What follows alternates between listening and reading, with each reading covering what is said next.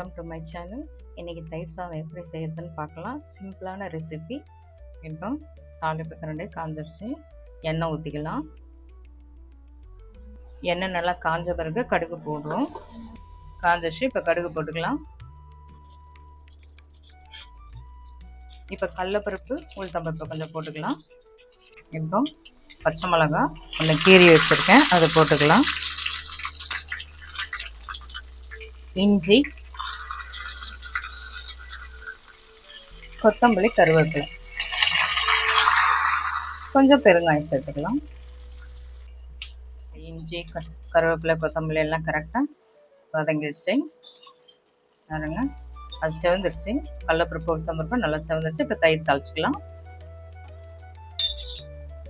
Stove off பண்ணிடு. இப்போ தயிரில் சேர்த்துக்கலாம் தாளிச்சதை.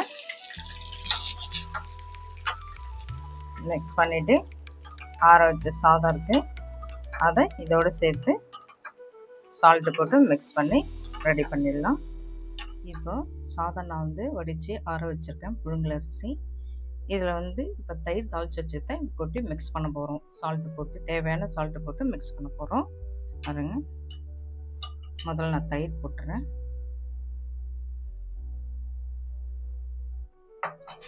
இப்போ இதுக்கு தேவையான சால்ட் போட்டுக்கலாம். பாருங்க, இன்னும் கூட கொஞ்சம் போட்டுக்கிறேன். இப்போ இதை அழகாக மிக்ஸ் பண்ணிக்கலாம்.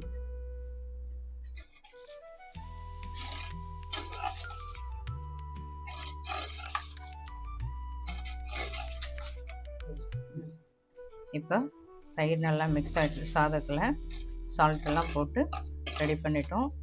உங்களுக்கு உப்பு பத்தலைன்னா லைட்டாக கொஞ்சம் போட்டுக்கோங்க. எப்படி இருக்குன்னு செக் பண்ணிக்கோங்க ஃபஸ்ட்டு. அதுக்கப்புறம் தேவைன்னா போட்டுக்கோங்க, இல்லைன்னா வேண்டாம். கரெக்டாக இருக்குன்னா வேண்டாம்.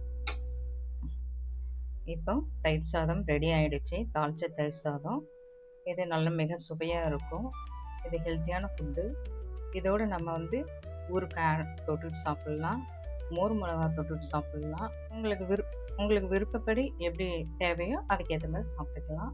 நல்லாயிருக்கும். அருமையான தயிர் சாதம் ரெடி ஆகிடுச்சு. வாங்க சாப்பிட்லாம். நீங்களும் செய்து பாருங்கள். எப்படி இருக்குன்னு கமெண்ட் பண்ணுங்கள், சப்ஸ்கிரைப் பண்ணுங்கள், லைக் பண்ணுங்கள். தேங்க்யூ.